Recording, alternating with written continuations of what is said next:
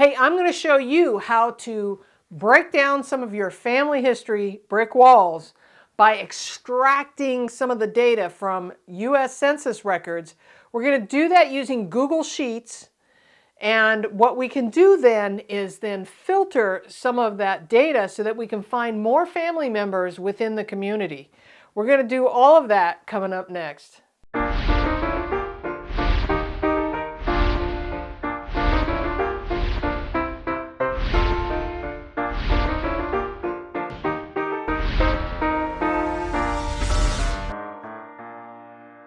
Hey, I'm going to show you how to pull that data out of the census records so that you can search the entire community.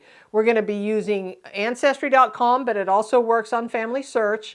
And we're going to be using Google Sheets because it's free and everybody's been asking for it, but it can be done on Excel. So we're going to talk about really how to use this on Google Sheets. I've already done another episode on how to do this on Excel. So this time it's Google Sheets. All right, hey, but if this is your first time here, my name is Connie Knox. I am a lifelong genealogist here to help you go further, faster, and factually with your family history research.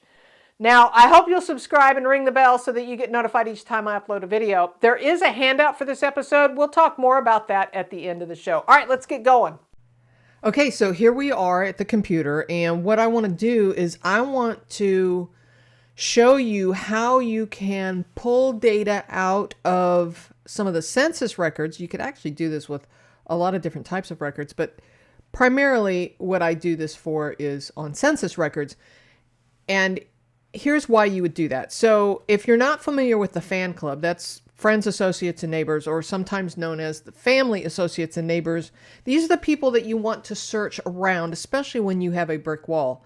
Now, I had done this exact same episode a while ago using Excel spreadsheets. Here's what it looks like. It was a show called The #1 Way to Break Down Brick Walls. This was the updated version.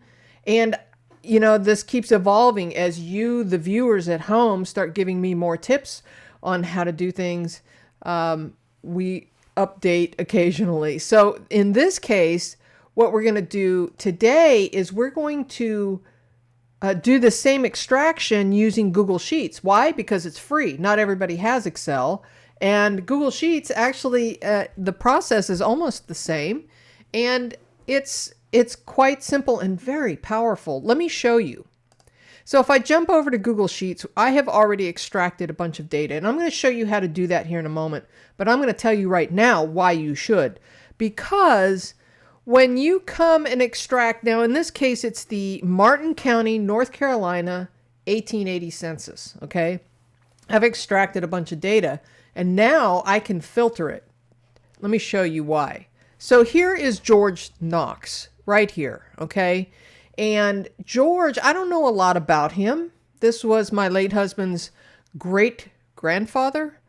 Okay, so George Knox being his great-grandfather, this was a family of poor, illiterate farmers in the middle of farm country.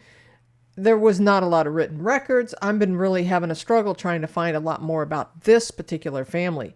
So what I've decided to do was I wanted to go and search the fan club. Again, family, associates, and neighbors. We have Elizabeth Schoen Mills to thanks for that acronym. She, I think, called it Friends, Associates, and Neighbors. But it's the same thing. So the idea behind this is you want to research all the people that touched his life, right? Why? Because the clues that you're looking for might be in their records, not necessarily in George's record. George, there's not a lot of records. It was a burned county, so there's not a lot of county records left. You know, we have some census records and we have a few other records, but we just don't have a lot on him, okay? So I'm trying to dig in and find more information, okay? And sometimes we need to research all of those family members around, like his spouse and his spouse's parents and so on. Well, I don't have a lot of information, but I'm going to show you how we can find it using census records as the backbone of what we're getting ready to do. All right, let's jump in. All right, as you can see here from the family tree, George is married to a woman named Lucy Ward. Okay, and his mother's maiden name appears to be Stats. We're going to dig into this more, but hopefully we'll find some more things. And his father was a Confederate soldier, so he died during the Civil War. And so there's some records there, but that doesn't help me a lot with George himself. So let's dig in. All right, so we're going to jump over to a blank sheet. We're going to start here on a blank sheet, and I'm going to go over to the profile here on George, and we're going to open up, let's go with the 1880 census to make this easy. So I'm going to go in here, and we want to drill all the way into the image. We're not extracting data from here. We're extracting data. Again, the goal is to find all of the neighbors, all of the family members that could be living in and around George. So here we have George, and let me close this side window so you can see it a little bit better. So typically when we're doing genealogy research, we're looking at census records, or any record for that matter, we want to go a few pages to the left and a few pages to the right, because remember, the census taker was walking door to door. He starts here, and then he comes down here, and then he gets to George's house. He writes all the information about him, and then he continues on through the neighborhood. Well, back in the day, right, people lived close together. They were within a horseback ride or walking distance of their other family members, typically, okay? So we're going to try and find any other Knox relatives, any other wards, any other stats, any other family members with those surnames that we already know about, because we're researching from the known to the unknown. And so that's what we're going to do. So in order to do that, if you drop down here to this little tiny people icon and ignore the fact that it says occupation laborer, we're going to click on that. And this opens up the transcripts. Now, I'm demonstrating this on Ancestry. You can do the same thing on FamilySearch, okay? So if you open this up, and in this case, we're going to click into here. Now, you could do one of two things. You can Control-A to copy everything, but that does copy all the headers and everything that we don't really need. Thanks to a viewer, she kind of pointed out, Connie, you can really do this a lot easier. Let's just go over here. I'm going to hover over where it says line number, because on this first capture, I want to capture the line. But wait a minute. Hold on a minute. We don't want to do this just yet. Why?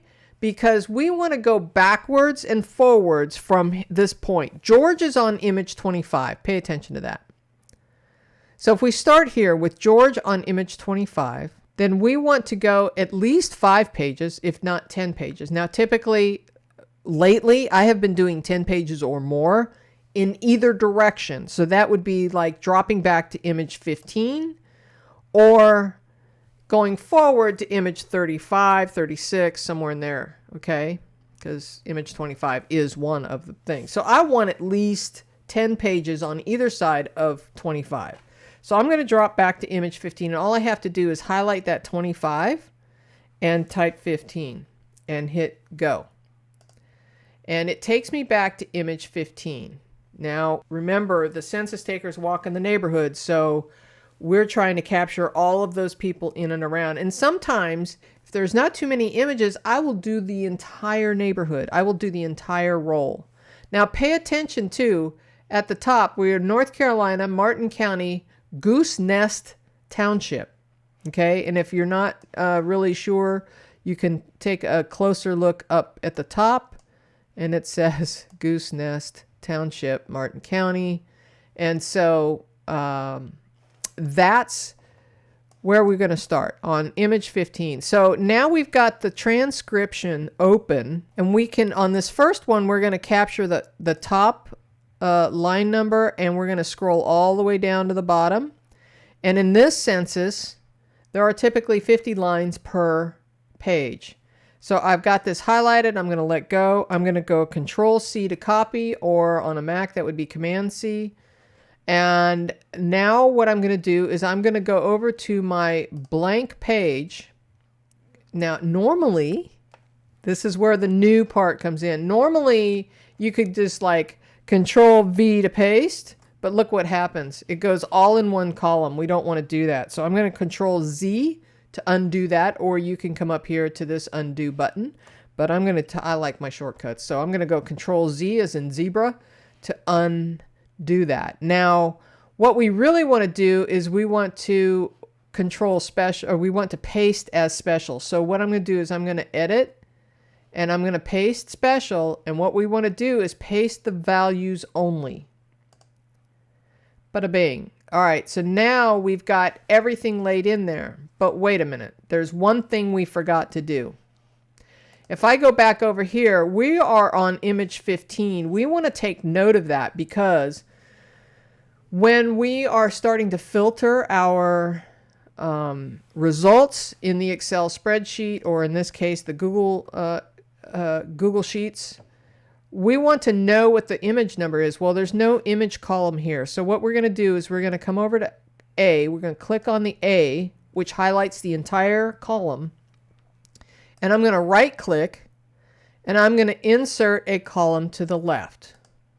Okay.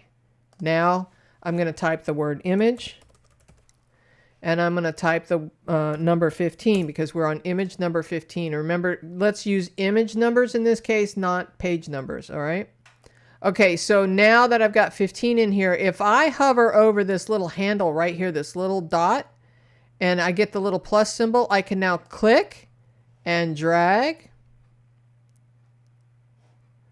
and I'm going to let go. And then what that did was copy the 15 all the way down for those 50 lines, because the first 50 lines, right, are part of image 15. So what I'm going to do, just to make it easy, I'm going to put my mouse over the number 1 here, and I'm going to click. That highlights the entire row, and I'm going to freeze this row. So what we do is we go up to View, Freeze, and I'm going to say row 1. And what that does is it keeps our headers there so that when I scroll through, the headers stay there, but because this is going to get quite long after a while. And I want to know what column is a surname versus a given name. Okay. So the idea is we're going to eventually filter these out, and I'm going to show you how to do that here in a little bit. But right now we're going to copy some more pages. So what we're going to do, so we're going to come back over to the 1880 census, and with everything highlighted, we're going to move forward. Now I'm on image 16. I don't need to study all this. I don't need to read all this. All I need to do is capture the data. I'm clicking away because I don't need these headers anymore. I'm only going to use those headers one time. So I'm going to scroll all the way to the top. I'm going to hover my mouse slightly to the left of the number 1 that's line number 1. I'm going to click and I'm going to drag and I'm going to highlight all of this information all the way down to line 50. And as you can see, my mouse is a little to the right of the last thing we're capturing. I'm going to let go and I'm going to Control C to copy.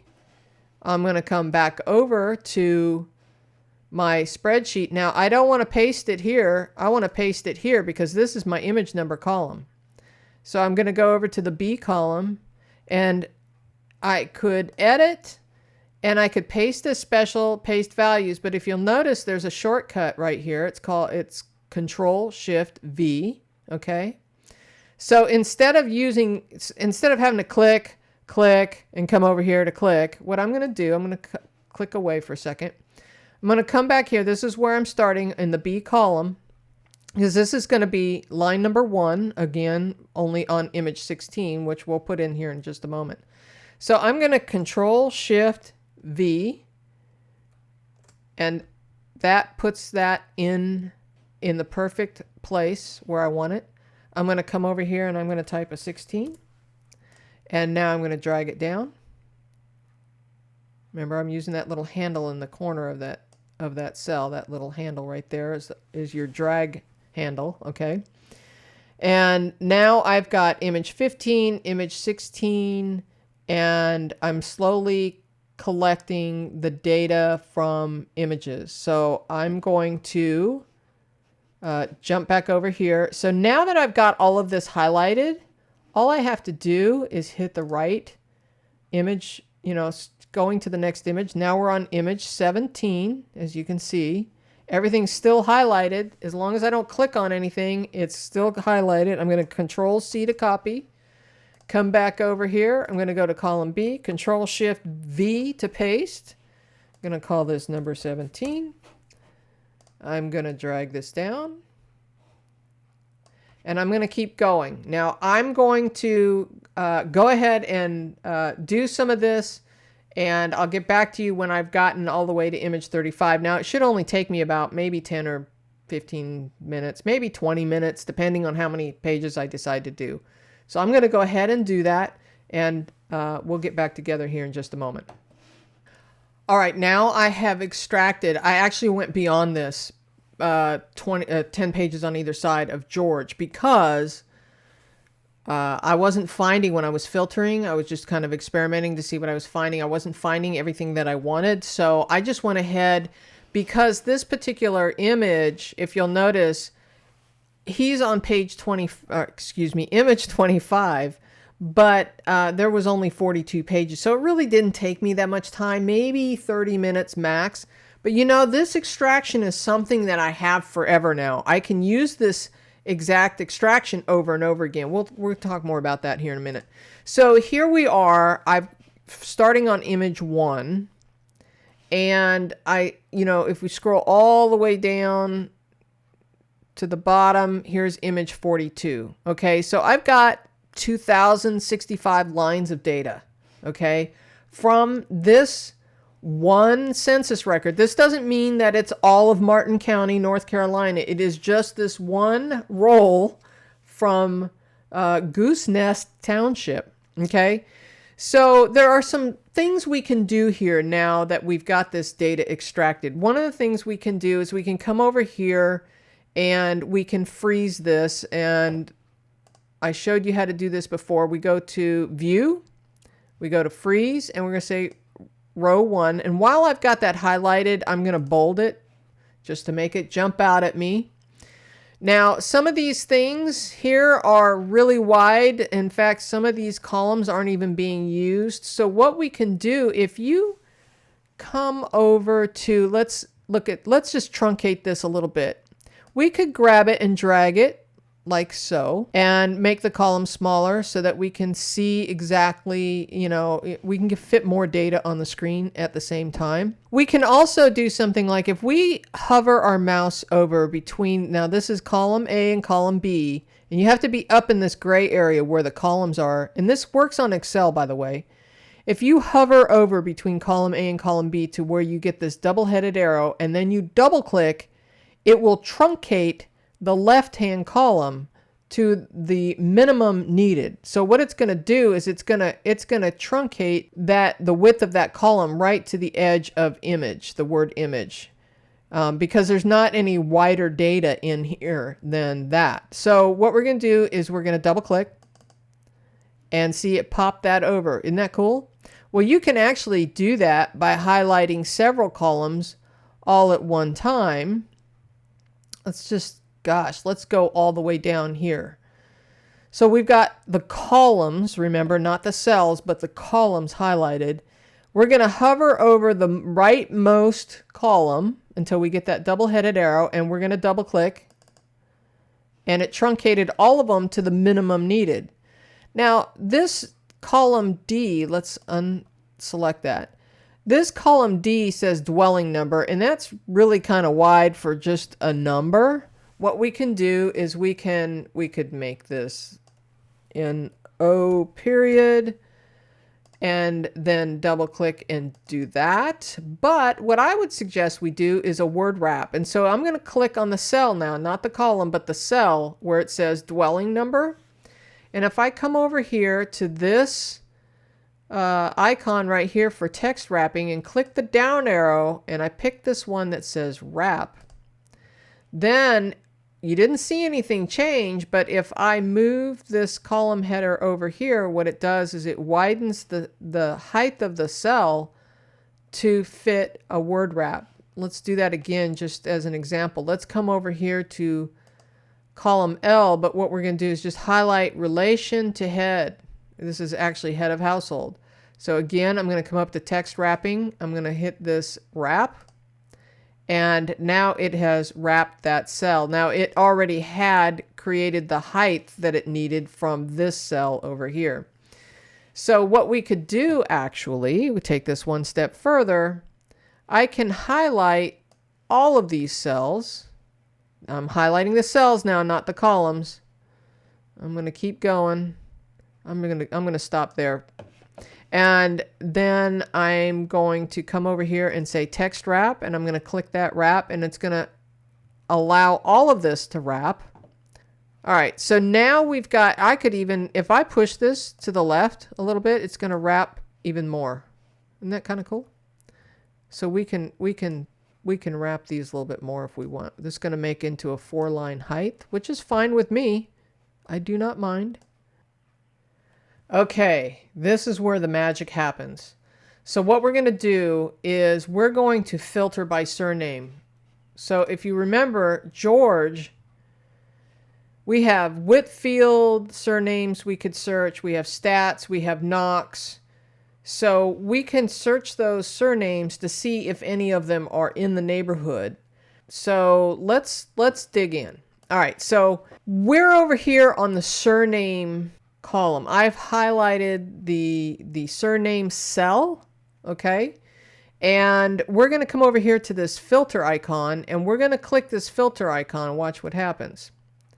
All right, so what it's done, now Excel is a little different because if I were to just do this in Excel, it would only do this one column. In this case, it has created filters on every one of the columns that have data in them, okay? So what we're going to do is we're going to then hover over this little icon that represents the filter, and we're going to click on this. When it turns green, we're going to click on it. Now, in Google Sheets, it's a little different than Excel in that you have to make sure you check mark things properly. So we're going to clear everything. See, these are all the surnames that are in the column. So if we scroll all the way down, right now everything is selected. But we can sit there and scroll around and see all the different surnames, okay? Well, I'm lazy. I don't want to scroll through all of those surnames. So I'm going to hit clear, and I'm going to type in the search box, Knox. Now, when I do that, this is the part that took me a minute to figure out with Google Sheets. When I do that, it pops up with Knox because Knox is in that column, okay? If Knox was not in that column, you would see nothing below the search box.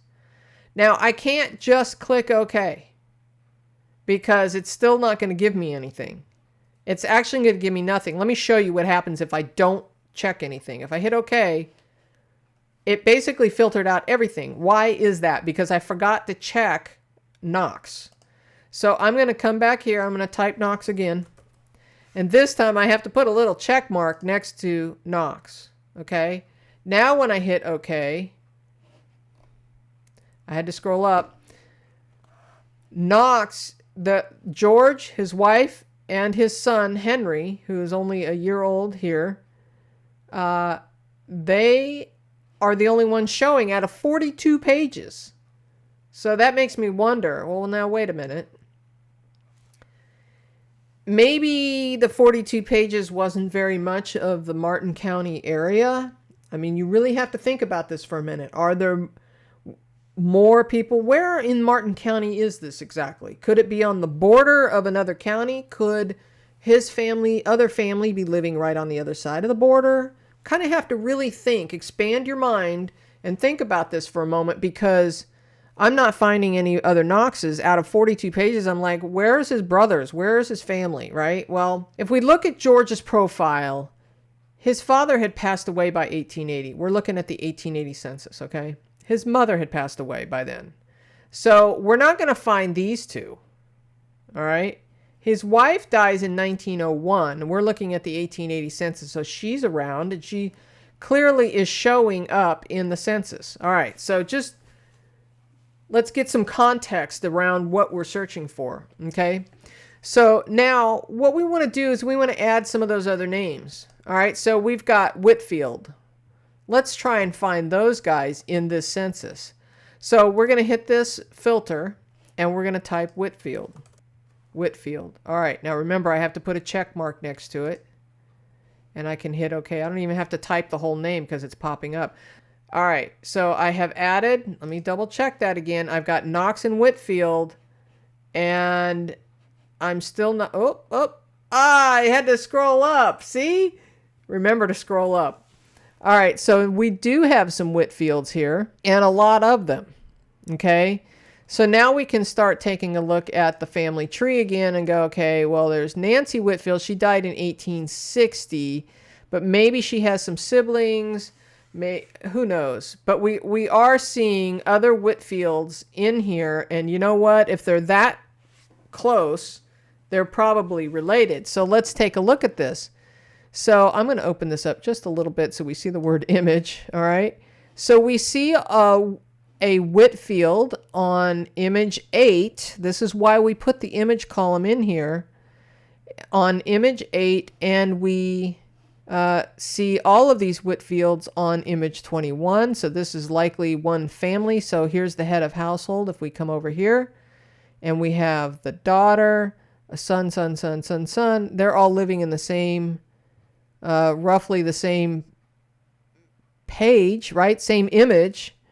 And they're in dwelling number 232 and 233. So these Whitfields are living right next door to each other. So here on image 24, we have a bunch of Whitfields, and sure enough, one page away from our Knox family is a family of Whitfields. Do you think they're related?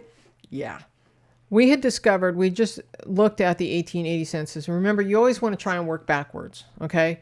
So we're going to go back to the 1870 census, and if we drill into that and drill into the image, we'll discover that he's on image number 78.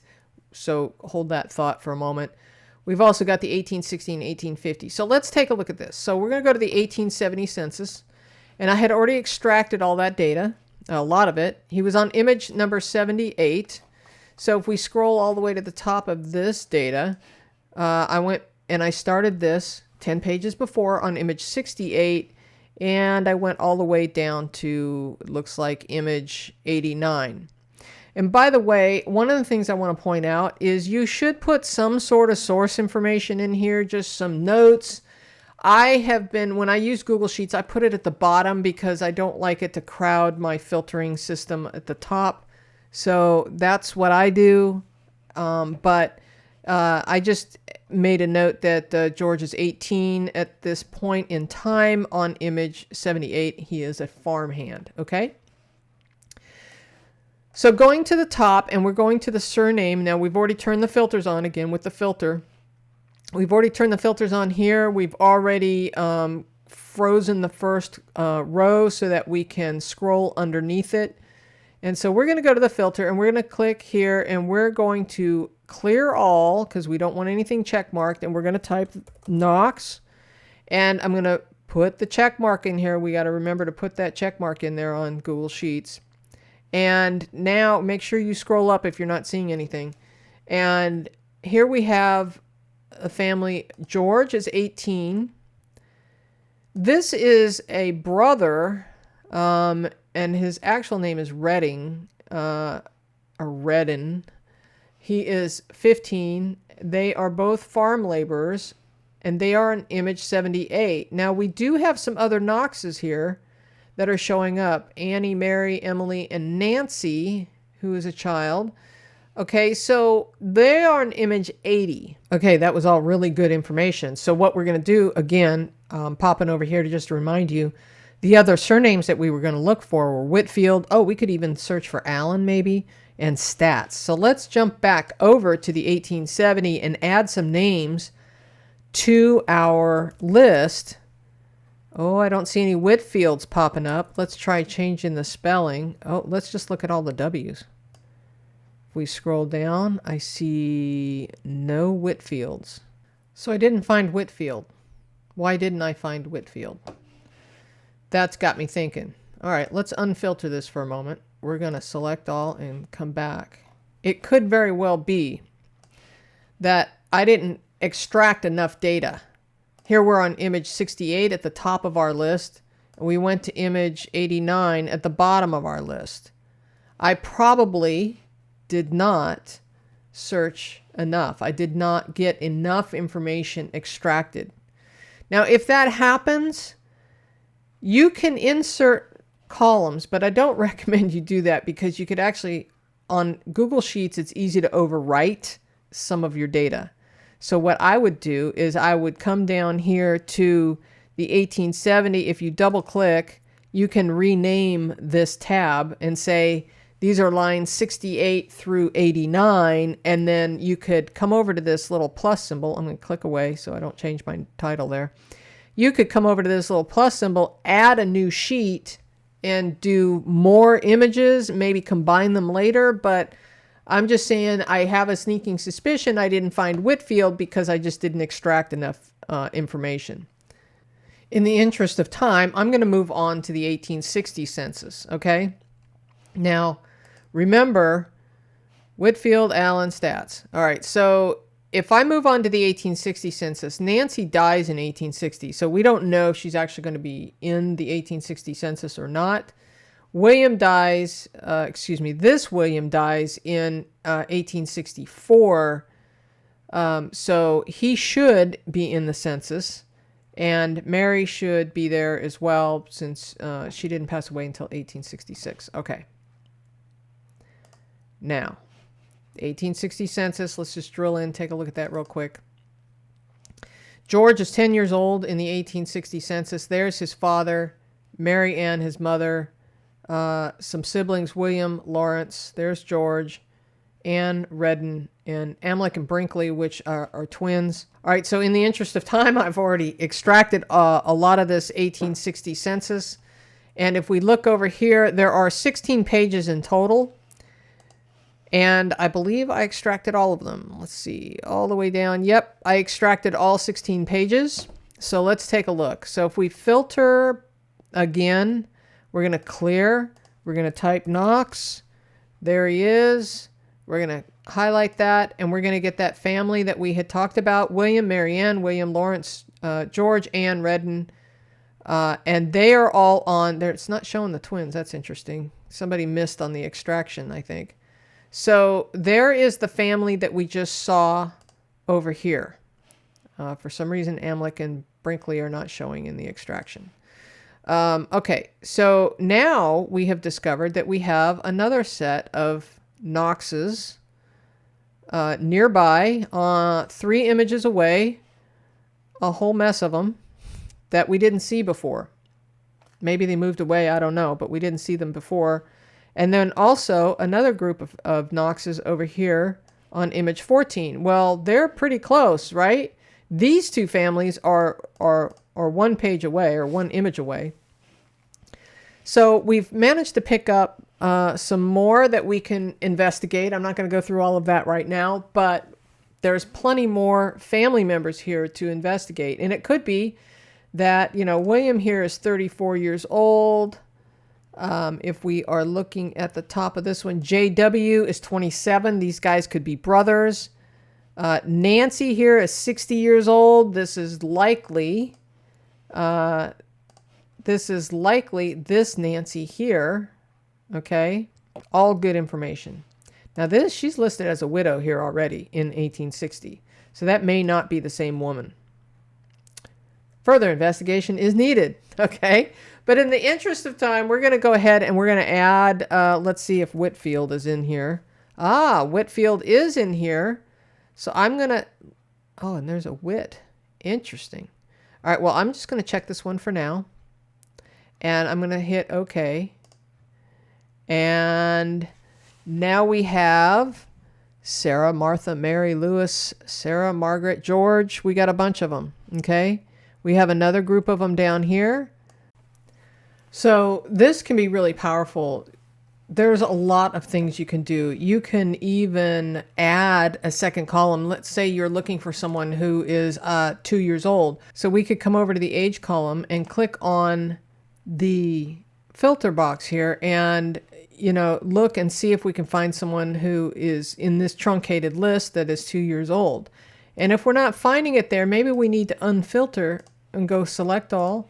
Now we get back to the entire list, and now we're looking for a 2-year-old. Sure enough, there is a 2-year-old. So we would clear all, and we'll say, let's look for all those, or maybe 1, 2, and 3-year-olds, because, the ages fluctuate a little bit. So we hit OK, and now we get a list of everyone in that census record that is between the ages of 1 and 3. We could then further drill that down to a last name if we wanted to. We would clear all, and let's say we are looking for Whitfield. There's Whitfield, so we click that, and we get a short list of people that are, in this case, each of them are 1 year old. If we want to then further filter that down, I realize this is kind of ridiculous, but if we wanted to just look for women, females, then you could get it down to a very short list. So if we're looking for somebody by the name of Nancy, we could come over to the first name, click on that, and clear all, say Nancy, and look at how many different spellings of Nancy there are. This is really powerful. This is one of the reasons why.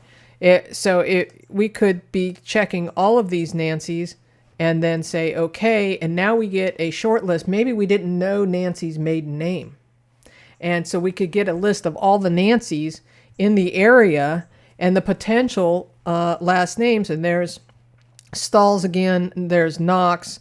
So, we can really kind of play with the filters and combine them. Just pay attention to what you're doing, what year you're on, what makes logical sense. Are they still alive at this point? All of that kind of stuff.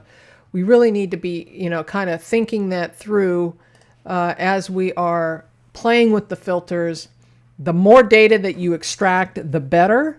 And so I really, really like this technique. So one last thing I wanted to show you was that you can even create a new spreadsheet. I, again, used the plus symbol down here, and I compiled the information into one spreadsheet, and I've highlighted here how the ancestors line up decade after decade. So we've got going backwards in time, starting over here with the 1880, 1870, 1860, and 1850.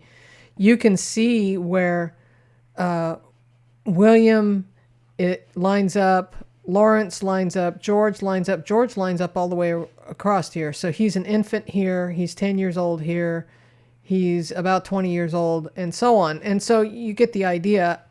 You can line these up in Google Sheets just to kind of have a comparison to make sure that you have the right family group together with the right census record and such. So Google Sheets, very powerful. Great way to extract census data into your Excel spreadsheets, and then you can filter as you need to. Okay? I hope that was helpful. Now, this is a really powerful tool. Now, keep in mind that the records that we were searching there was not all of Martin County, for example, so there could be multiple roles for the county. So you might want to consider extracting more than just that one role. So in my case, I did multiple years. So it's all a strategy, right? Whatever it is that works for you, and you just got to kind of have to think what's logical for your research question. All right, I promised information about the handouts. Now, so you don't have to write all this down. The information is in the show notes below. But there are 3 ways to get the handouts. One is to be a member here at the YouTube channel. That's the channel membership at the information access level, channel membership. The other way is to become a patron over at patreon.com/genealogytv. And the happy dance level, people are higher, get the handouts emailed directly to them when they are released. So if you missed it, then go look in the posts on Patreon. Okay, and then the third way is over at genealogytv.org. That is my website. On the handouts tab, you can scroll down and buy them individually. You can buy all or just one, whatever rocks your world. All right, so there are more videos on the screen for your binge watching pleasure. I hope you enjoy them. And until next time, see you later. Bye-bye.